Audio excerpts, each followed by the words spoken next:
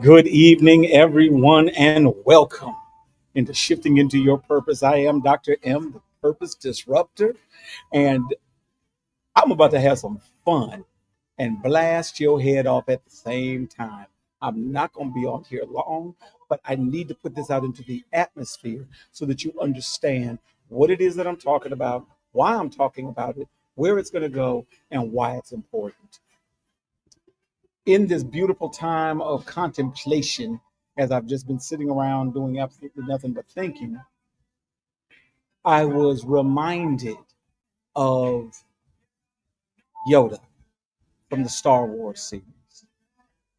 And something that Yoda said stuck in my head, and I'm going to share it with you, and you tell me what you think.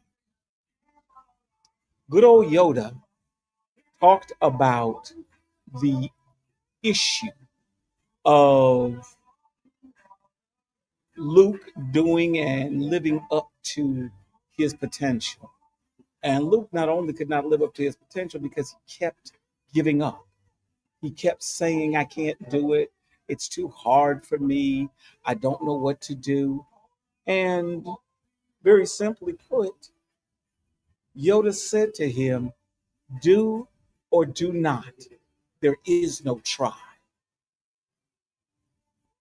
Do or do not. There is no try. That thing hit me like a thunderbolt, not because it was so profound, but because it spoke to an area in people's lives where they said, I'm going to try to do this. I'm going to try to do this. But they never really make up their mind to do it. What they say to folks is, I tried to get by, but things got busy. Well, I tried to finish dinner, but I fell asleep. I tried to do my homework, but something got in the way. I tried to fill out that paperwork, but I really didn't understand it.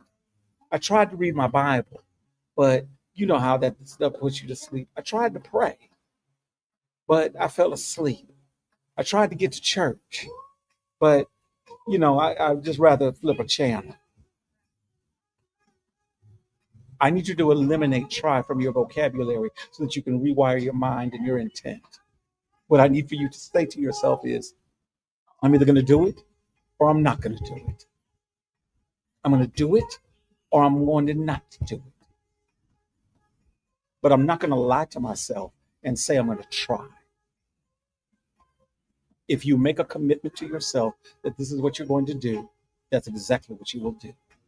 If you don't make a commitment to yourself, then tell yourself and be honest. I'm not doing it. I am not even about to try. It's just going to remain undone.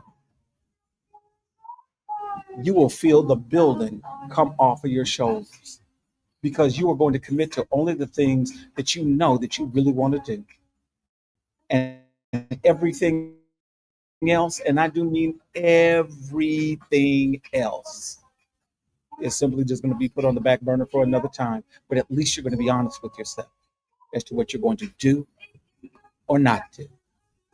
So tomorrow when you wake up for a wonderful Wednesday, I need you to use that into place. From the time that your feet hit the floor to the time that you get back in that bed later that night.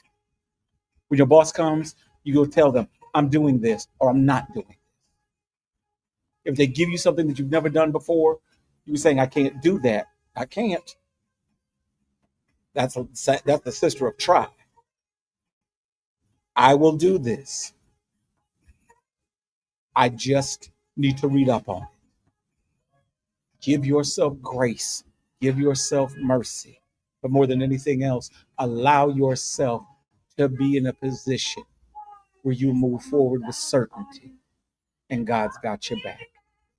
Again, I am Dr. M, the Purpose Disruptor, telling you today, decide what you're going to do. Declare what you've decided and defend that to everybody who would come in your space telling you that it's not possible. Because today is the day of decision where you will do it, not just try. Thanks again. Have a wonderful evening. and we will see you soon. We all want to be happy, but the majority of us have no idea what to do. See, the Japanese have a concept called ikigai, which roughly translates into a reason for being. You need to have a purpose for being here. But this is easier said than done because there are 4 components that you need to check off in order to achieve ikigai. Now, the interesting thing about this Japanese formula is that you can tell where you are in life and what you need to work on by looking at the components you have so far. If all you have is something that you love and are good at, then you have what's called a passion. On the other hand, if you have something that you love and you can see how the world needs it, then you have what's called a mission. Now, if you're someone who has something you get paid well for and are good at, then you have what most people in the world have, which is a profession. And finally, if you get paid well and it's something that you know can help the world, then you have what's called a vocation. You need to be spending your time doing something that you love, that you can get better at, that pays well, and that the world needs. Without all 4, you will always feel like you're missing something inside of you. Follow us for more helpful tips.